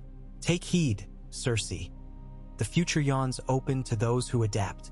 He stood as Brienne returned with a pewter cup. Drink. You will need strength for trial. Cersei accepted, swirling crimson vintage. I shall sip, brother king, while you choke upon unity's husk. Renly said no more, turning on heel. Chains rattled softly behind him as Cersei raised the cup to parted lips, eyes shining like a cat's in candlelight. Above the dungeons, the Tower of the Hand bustled with scribes preparing writs in duplicate. One seal black, one green, detailing fresh appointments. Inside, Stannis sat at a heavy cedar desk, Melisandre standing at his shoulder like a crimson sentinel. Scrolls bore wax still warm. Lord Paxter Redwine confirmed as Master of Ships. Mace Tyrell named Lord Steward of the capital. Davos Seaworth proclaimed Lord Admiral of the Narrow Sea. Yet Stannis's eyes rested on an unrolled parchment at the desk center. The message from the wall. 700 brothers, he murmured, voice gravel. That is all they claim remain to guard the realm. Melisandre's ruby pulsed. Light grows thin where darkness swells. The wall is a guttering candle. Wind of winter threatens to snuff it. A knock preceded Davos's entrance. The Onion Knight's cloak smelled of sea brine and wood smoke. All fleets secured, my lord. Lannister hulls scuttled or seized. Well done, Stannis said, though weariness shadowed words. He handed Davos the parchment. Read. Davos's brow furrowed as he scanned the scribble. Maester Aemon's quaking hand describing dead men rising, wildlings massing in tens of thousands under a king named Mance Rayder. Davos looked up, eyes troubled. The brothers cry for aid. And we must answer, Stannis said, standing. Candlelight rhymed his mail in bronze. Leave 8,000 in the capital under Lord Rowan's command. We sail north with 12, Stormlanders, Reachmen, and Dragonstone spears both. Davos hesitated. Your Grace, Tywin Lannister regroups. Abandoning the south invites counterstroke. Counterstroke will come regardless. Stannis met his gaze. But Winter's specter comes once in 1,000 years. Let lions prance on fields of green. Dead things march where no herald blares. The wall falls, and all our petty crowns are bones for White Walkers' thrones. Davos swallowed. Then I sail the fleet at first tide. Stannis nodded, turning to Melisandre. Keep counsel near. Your fires may guide through snows. She inclined her head. The flames sing of bitter frost and crimson dawn. I will heed. In the ruined September of Baylor Plaza, work crews hauled charred beams away while Tyrell masons laid fresh stone. Tarly's soldiers drilled archery lines under the watchful eye of Lord Randall himself. Ser Loras rode among them, rainbow cloak subdued beneath dust. Tarly clapped gauntlets, barking orders, yet his eyes flicked often to the small folk lining balconies. City folk who had cheered Boy King last month now studied these green knights with wary hope. Loras reined his gray charger near Tarly. Lord Commander, he said, breath clouding in cool morning. Your formation tightens well, but archers on right flank drift. I see it, Tarly growled, and bellowed at the drifting men until rows straightened like compass needles. He turned back, beard bristling. These city lads fly to banner swift, but discipline is stone-built slow. He eyed Loras. And yours? Renly's tawny lilies must harden before snows. Loras's cheeks flushed. They will. Give them steel to temper. Tarly snorted, yet his gaze softened a fraction. Steel's not enough. Need grit. He pointed toward the distant docks, where Stannis's banners waved over rigging. Grit sails north. You go, where Renly commands. He commands north, I hear. Loras's jaw set. Then I brace for snow. He spurred away, cloak snapping. Along the city's southwestern sprawl, smoke still drifted over the devastated Alchemist's Guildhall, a husk charred black where wildfire stores had erupted when Renly's raid triggered stray spark. Alchemist corpses lay charcoaled amid emerald-fused stone. Over the rubble stepped Archmaester Haleen, chief pyromancer, cheeks streaked with soot, eyes watery. He approached Ser Imry Florent, appointed warden of storehouses. My lord, Haleen wheezed. Our order is crippled. 77 jars survive, but many cracked. The substance grows unstable without constant tending. Florent pinched nose at the chemical stench. Seal what remains in iron coffers. We'll not have more green hell breaching these streets. But the Ironborn menace the coast, Haleen protested. Wildfire is our best defense. Your best defense burned our wharfs, Florent snapped. Secure, or I flood your catacombs and drown your secrets. Haleen bowed stiffly. retreating among smoldering beams, muttering of unappreciated artistry. 5 days after the wall's plea arrived, a great council convened in the refurbished Hall of 100 Hearths, once Rhaenys' audience chamber, long disused. Tapestries of stags rampant flanked a dais where twin thrones of carved ebony had been hauled from storerooms. One cushioned in dusky green velvet, the other in midnight black. Renly sat the left, Stannis the right. Between thrones a pedestal held a braided scepter of weirwood tipped with hammered bronze, symbol of shared rule conceived by Margaery, whose flair for symbolism seldom failed to charm. Lords and ladies crowded below, Tyrells in rose-pink brocade, Florence in fox-fur mantles, Penrose men in storm blue, even Dornish emissaries wrapped in saffron silks, invited at Oberyn Martell's urging for a new dawn of southern concord. Robb Stark's envoy, Great John Umber, towering beside Lady Meage Mormont, loomed gruffly. Renly rose, voice clear. Lords of Westeros, we stand at cusp of winter peril. The Night's Watch calls, we must answer. He unfurled parchment. 12,000 strong spear host marches north, led by King Stannis and myself. In our stead, a regency of trusted peers shall hold this city. Lady Margaery Tyrell, Lord Paxter Redwine, Ser Davos Seaworth, and Ser Randall Tarley. Law will not sleep. Murmurs gusted like wind in forest. Oberyn Martell's dark eyes glittered, lips quirked. House Florent exchanged nods of satisfaction. Stannis' gravel cut through noise. Those who fear lions need not. Tywin Lannister camps at Riverrun's door yet will not assault while he doubts the twins' loyalty. Lord Walder Frey's letters pledge neutrality. We will secure that neutrality with gold if steel will not. Great John Umber bellowed laughter. Fry sells his arse to highest bid. Pay him thrice, he might keep cheeks shut. Snorts followed. Stannis' gaze frosted. Yet Renly smiled, letting humor bleed tension. Robb Stark's envoy stepped forward. Ser Brynden Tully, the Blackfish, sworn to escort. He bowed. My kings, he used plural with practiced diplomacy. The North applauds your heed of the wall, yet as you ride, my nephew's host guards the neck, pressed by Ironborn behind and Lion before. Might we expect quarter should battle clash where lines blur? Renly placed hand upon heart. Our swords will not seek northern blood. Joint cause stands against winter's scourge. Let Bolton flay, we shall not. Ser Brynden's eyes softened with gratitude, but caution lingered. After council, Margaery and Brienne led lords to feast while the brothers deliberated alone atop the dais. Stannis exhaled long. We rouse a hornet's nest, march north, and Tywin may sweep south unopposed. Renly poured 2 goblets of Dornish red. Let him try. Tarly holds the Blackwater. Tyrell levies blanket the Mander. And we may send ravens to Riverrun, an invitation for treaty. Robb will not shun chance to bleed the lion's gold. Stannis drank, gaze distant. Lions bleed slow, yet perhaps frost will fell them swifter than steel. Melisandre's silhouette darkened doorway. Dawn nears, she intoned. We must depart upon the turning tide, lest storms catch fleet in harbor. Renly lifted brow. Your god consults charts now? She smiled, ruby agleam. The Lord of Light guides more than flame. He whispers to sails. Stannis gestured. Ready the men. That evening, the harbor shuddered with preparation. Dockside cranes swung scorpions onto Drummond decks. Barrels of dried apples thudded into holds next to sacks of barley. Sailcloth snapped under tug of autumn gusts. In the prow of the flagship Fury, Melisandre stood arms raised, chanting low hymns that mingled with gull screams. Renly walked gangplank with Ser Loras beside him, Brienne following.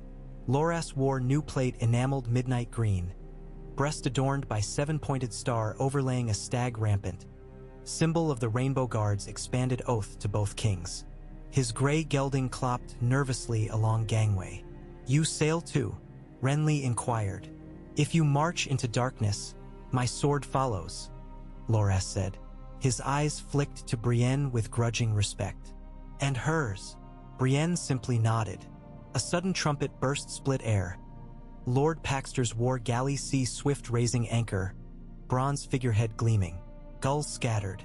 On the quay, Marjorie lingered within swirl of Tyrell banners.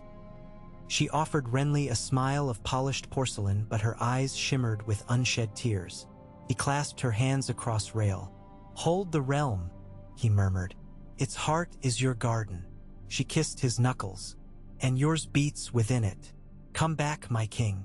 "I shall." He touched her cheek, then stepped aboard. The ship's mooring released. Fury drifted, sails bellied by brisk northern wind. As masts forested the river, the twin kings stood side by side upon quarterdeck. Behind them, King's Landing receded, flickering torchlights shimmering like fireflies along walls newly repaired. Ahead lay leagues of sea where gray whales broke surface and cold salt spray kissed faces. Davos guided the helm, murmuring to deckhands. Stannis studied clouds. "Wind favors," he murmured. Renly inhaled salty air.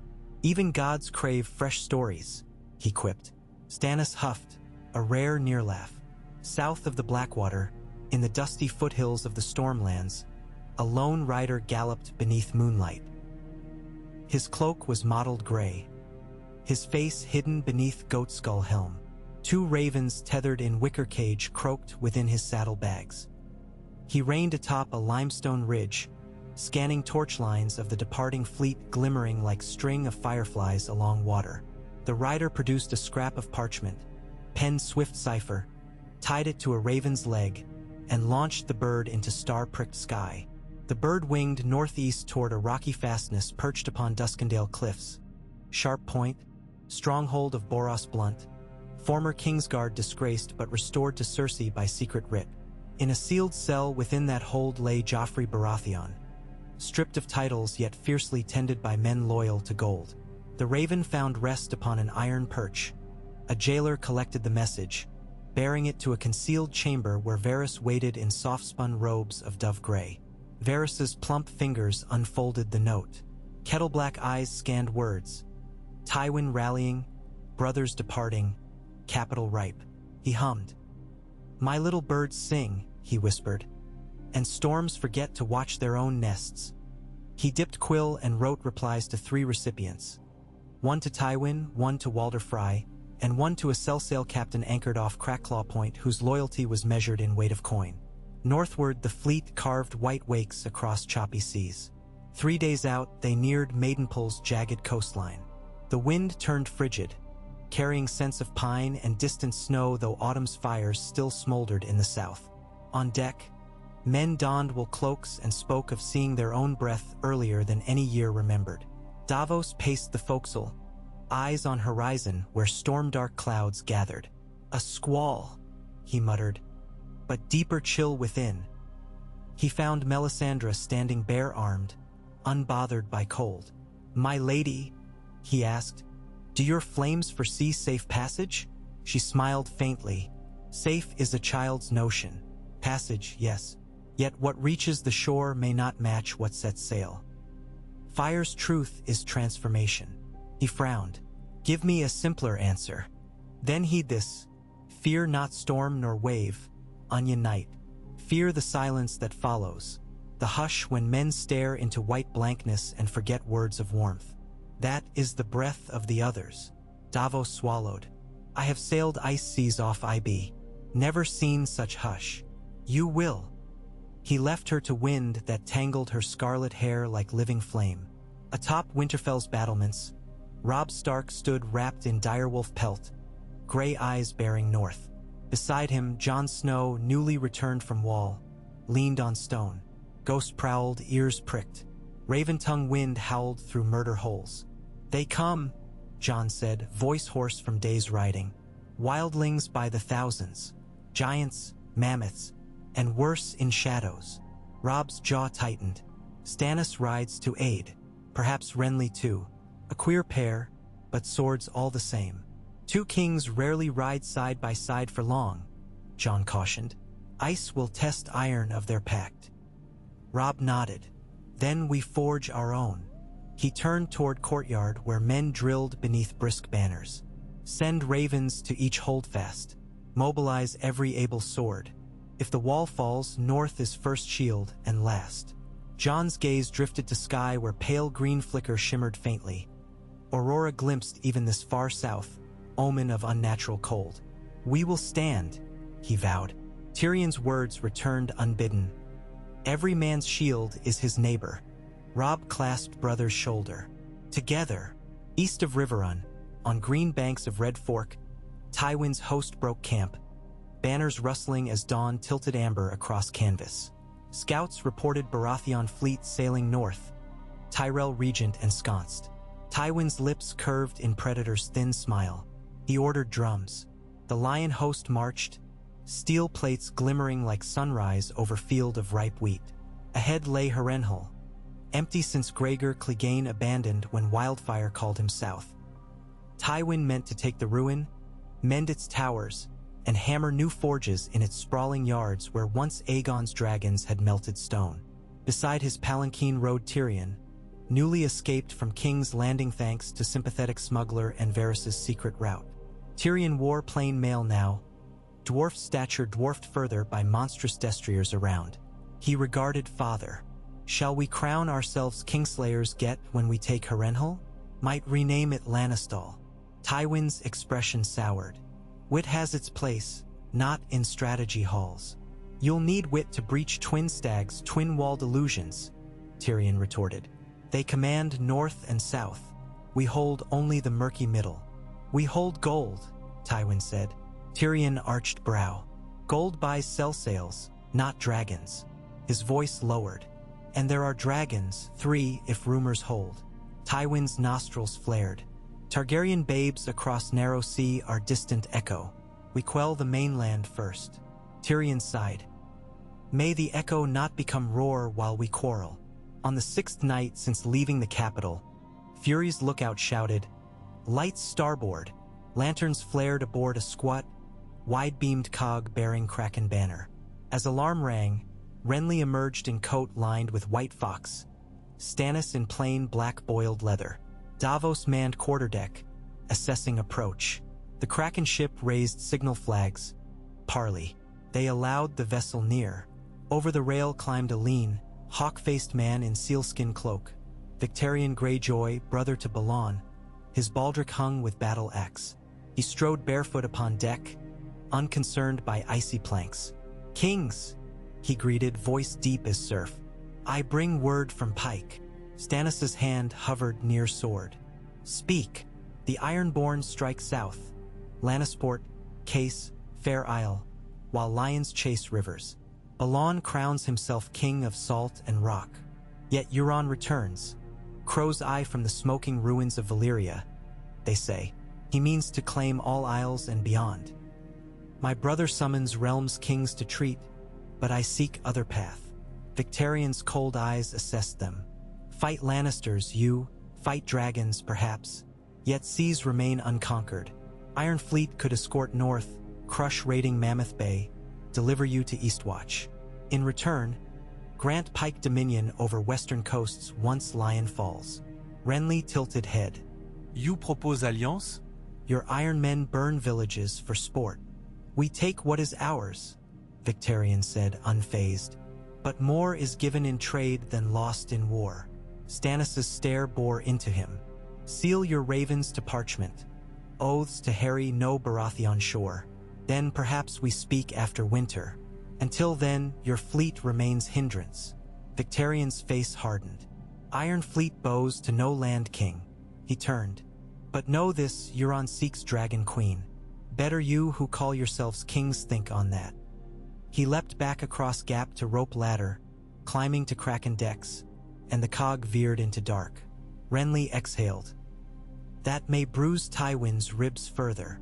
Or ours, Stannis muttered. Ironborn seldom honor words. Morning dawned bitter. Frost-crusted rails. Sails snapped stiff. The fleet altered course to White Harbor for resupply. One by one, galleys nosed into harbor mouth, overshadowed by towering statuary of a merman-clutching trident.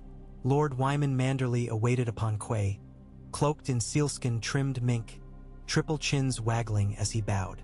Your graces, he boomed. White Harbor stands ready. Fresh cod, barley and root cellars stocked, and wagons for inland march. Renly dismounted onto icy plank. Your welcome warms this chill, Lord Wyman. Warmth is bread and ale, Manderley laughed, and songs of leal hearts. My minstrels prepare ode to twin stags even now. Stannis disembarked, nodding curt thanks. Davos oversaw unloading while Melisandre strode among dockworkers, crimson gown vivid against grays. Fisherfolk crossed themselves as she passed. That night, in Lord Wyman's feasting hall of timber and whalebone chandeliers, joints of roast aurochs steamed beside platters of fried cod tongues. Minstrels plucked harps, singing of Robert's hammer and brothers forging truce. Loras danced with Manderley's granddaughter Winifred, though stiffly. Brienne sat aside, sipping ale, eyes ever roving. Renly drank moderately, mind adrift with weight of journeys ahead, but he found laughter again when sailors recounted ghost stories of shivering sea. Stannis remained near fire, Melisandre by side, her gaze lost in flick of logs as though reading future in sparks. Across table, Davos leaned toward Renly. Your Grace, the men take heart from high spirits, yet ration discipline phrase. They've grown soft on reach wines. Renly nodded. Set guards on cellars. Winter no friend to drink dulled wits. Davos smiled wryly. A lesson smuggler learned young. Marjorie's letter arrived by Raven during feast. Renly broke seal privately. Ink danced with her elegant script. Storms may rage around, but remember, even gales bend to shore. I water the seeds of hope you planted. The people whisper your name with warmth. Return swiftly and bring spring. He folded parchment, warmth filling chest. 3 days later, the host disembarked at Eastwatch by the sea. The wall loomed, a colossal cliff of blue-white ice stretching from horizon to horizon, its summit veiled by scudding clouds. Even seasoned nights blanched at its immensity. Jon Snow met them at the foot of long wooden stair, black cloak lined in frost. Behind him huddled dozens of watch brothers, some no more than boys, others scarred veterans, all gaunt-eyed. Kings, Jon greeted. We are honored. Renly clasped wrist in greeting. The honor is ours. Show us ramparts. Stannis's gaze swept the ragged garrison, tallying numbers. Where is Lord Commander? Jeor Mormont rides north beyond the Shadow Tower, seeking Mance Raider, Jon said. No raven received these past moons. Stannis frowned. Then the Night's Watch stands leaderless. Ser Bowen Marsh holds command. But Jon's hesitation spoke volumes. They ascended stair. Atop the wall, wind howled like wraith. Below, the haunted forest spread endless and dark, its canopy a sea of skeletal branches rhymed with hoarfrost. Sunset painted ice a bruised violet. Melisandre's voice carried faintly. Fire lives even in frozen halls. Light must be kindled. Renly inhaled air so cold it cut lungs. We build bonfires, he declared. South of the wall, stockades for refugees. Tarly's engineers raise towers of watch on ridges. Loras leads cavalry scouts along Gift's border. Stannis turned to Jon. You know wildlings. Counsel us. Jon met his gaze. Mance seeks passage south of wall. He fears the dead marching in his wake. Convince him alliance better than siege. Else we fight men who share our enemy. Renly nodded. Open parley under flag of truce. Parley may cost arrows, not words, Stannis warned. Then we loose none unless loosed upon. The next dawn, banners of green and black streamed from Eastwatch Gatehouse. A column of 500 horse rode west along the wall's shadow. Jon and Davos at vanguard bearing white flags stitched with 7-point star. Brienne and Loras flanked Renly. Stannis rode stiff-backed, face set. Snow deepened with each league. Drifts muffled hoofbeats. Ravens croaked overhead. At dusk, fires flickered in distant tree line. A wildling camp. Horn blasts echoed. 1, for brothers returning. 2, for wildlings. The watchers at wall craned necks. Jon raised gloved hand. We dismount, approach on foot. They advanced through knee-high snow toward clearing where mammoth-hide tents formed ragged ring. From dark pines emerged giants looming on shaggy woolly beasts, great stone clubs resting on entrails of old sacks. Behind them, spear-wielding wildlings in patchwork furs parted to reveal a tall man cloaked in patchwork weirwood bark armor. His hair streaked gray, eyes bright as morning frost. "Mance," Jon greeted quietly. "Lord Snow," Mance Rayder replied, smiling sad. He regarded twin kings with curiosity. Renly stepped forward, palms open. "We come not to slay free folk, but to offer passage and pledge of aid against walkers." Mance studied him. "Crowns jingle even when muted. Free folk bow to none." "Bow not," Renly said. "Walk beside." Stannis's voice rumbled. "Prove sincerity. Lay aside arms. Take oath to fight dead beneath stag banner." Mance chuckled. "Oaths bind freer folk than chains. Yet we might, should you feed our children." Renly nodded. "Food and land south of walls gift, soil long fallow. Await those who fight for living." Mance's gaze softened. "You speak like man who wears crown lightly." Stannis bristled but held tongue. A shadow stirred among wildling ranks. Ygritte, red hair ablaze against snow, "Bow it back," she called. Words melt as soon as breath leaves. To prove, she exhaled white plume. Renly smiled. "Then let deeds harden. Join us tomorrow at dawn."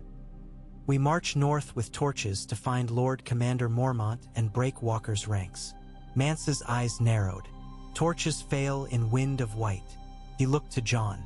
"You trust them?" Jon held gaze. "Ido." "That may suffice." Mance raised hand. Spears lowered. "At dawn, then." Night blanketed camp. Fires ringed clearing where Baratheon men bivouacked adjoining wildlings. Strange mix. Knights sharing stew with spearwives, giants yawning by reach archers. Suspicion hung between, yet necessity welded odd fellowship. Renly sat by central blaze, Jon opposite, Mance strumming bone-handled lute low. Stannis stood at perimeter, speaking with Tarly and Davos on fortification lines. Melisandre roamed, dispersing ashes into snow, drawing symbols that glowed ember-red before fading. Loras watched her warily. "Sorcery again?" Brienne muttered. "If it turns White Walkers to dust, let her scribble." Renly listened as Jon spoke softly of direwolf sightings and whites with blue fire eyes. He felt weight of crown heavier than ever, yet also sense of purpose beyond thrones.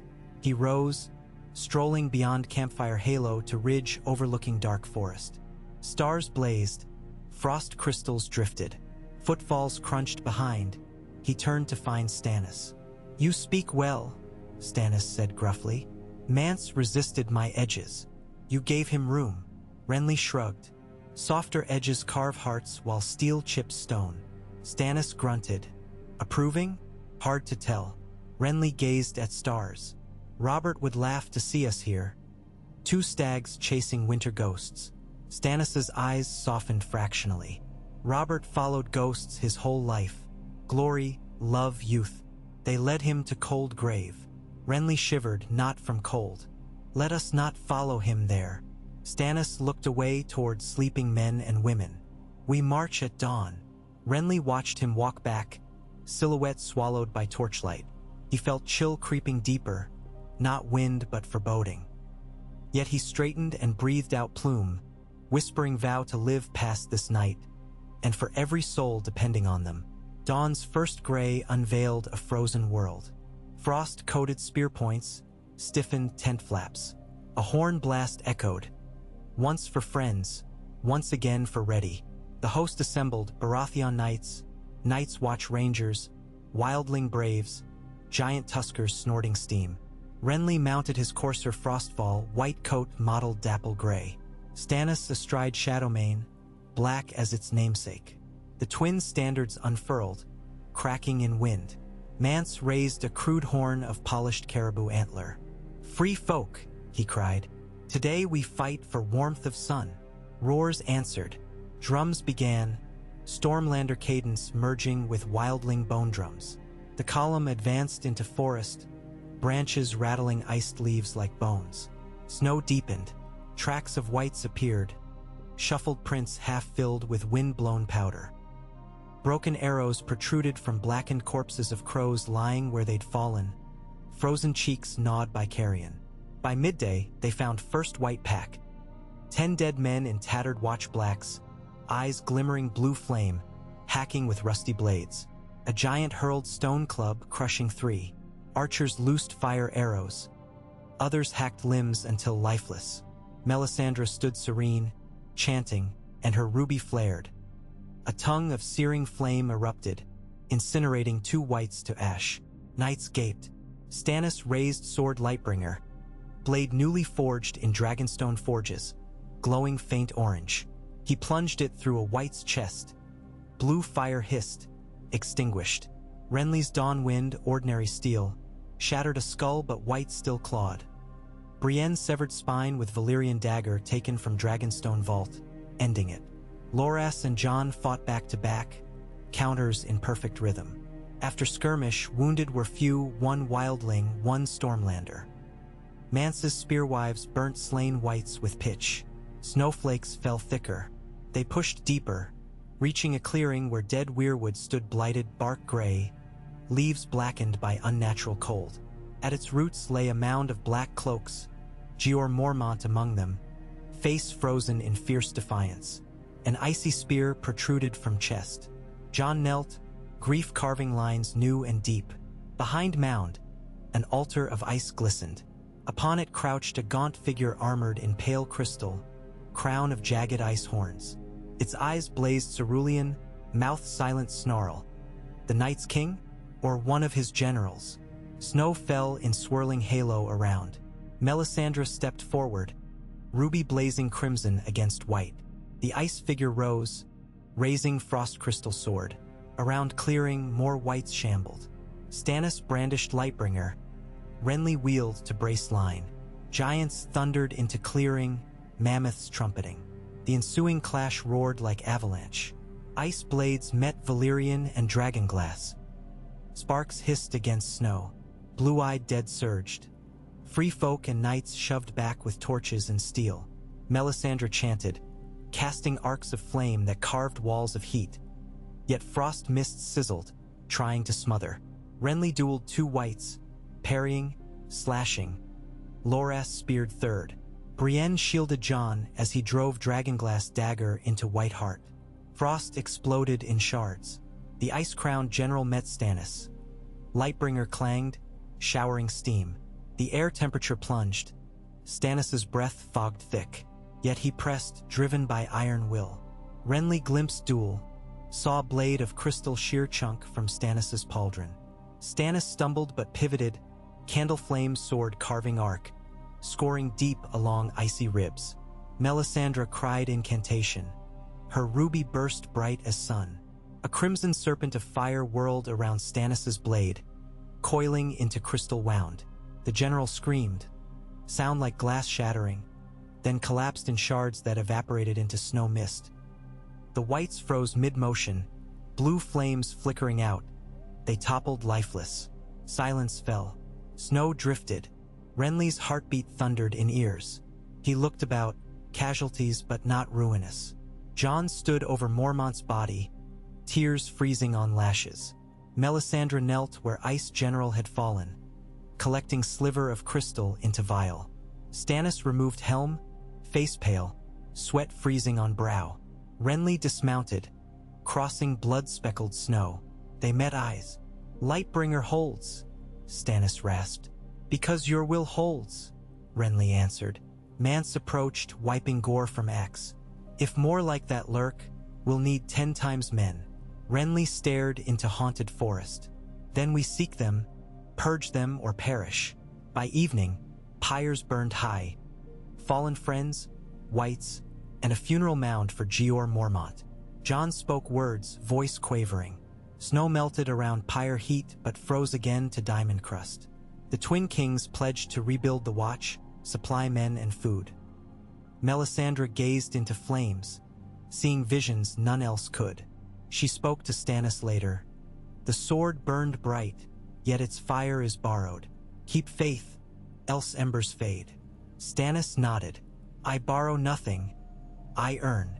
But doubt flickered. Renly walked perimeter, cloak lined with frost.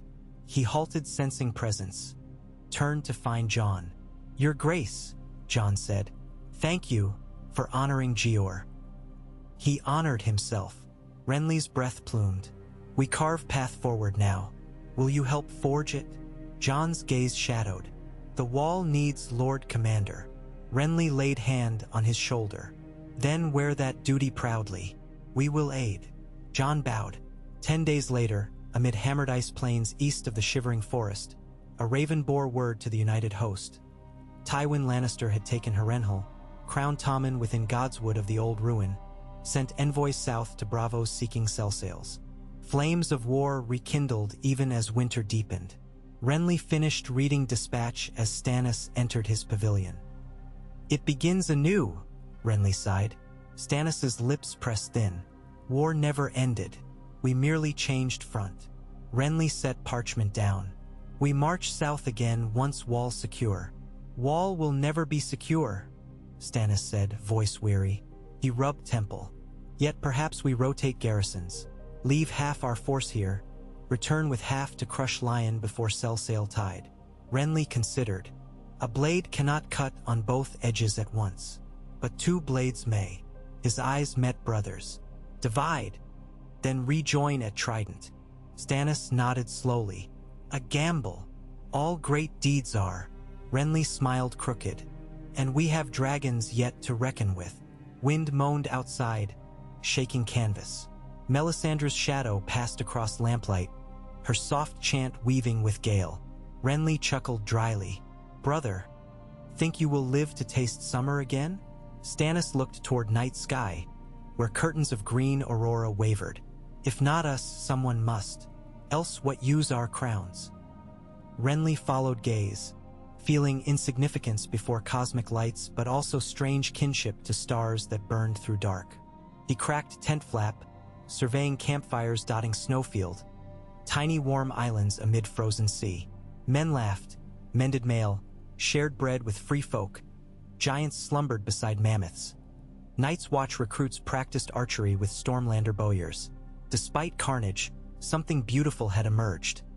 A coalition unimaginable a season ago, Renly whispered. Perhaps this is what crowns were forged for, bringing foes beneath one tapestry. Far off, a wolf howled, low and mournful.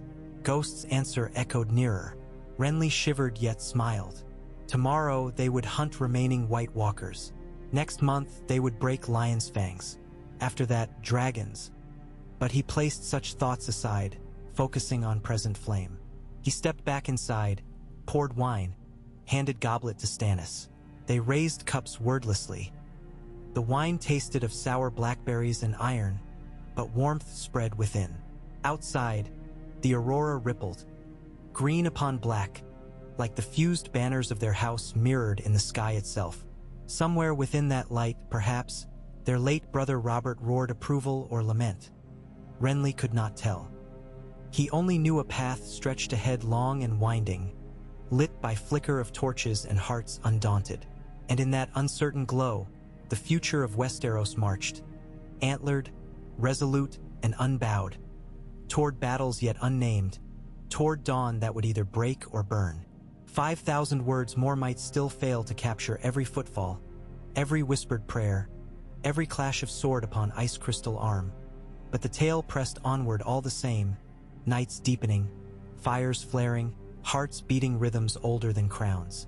The storm of men and magic had only begun to thunder, and though snow-buried tracks and wind scoured banners tattered, resolve endured. Hope hammered into iron, tempered by flame and cooled in frost. Thus continued the saga of brothers reconciled, of kingdoms rallied, and of a realm perched between oblivion's dusk and salvation's dawn. Each breath a story yet unfolding.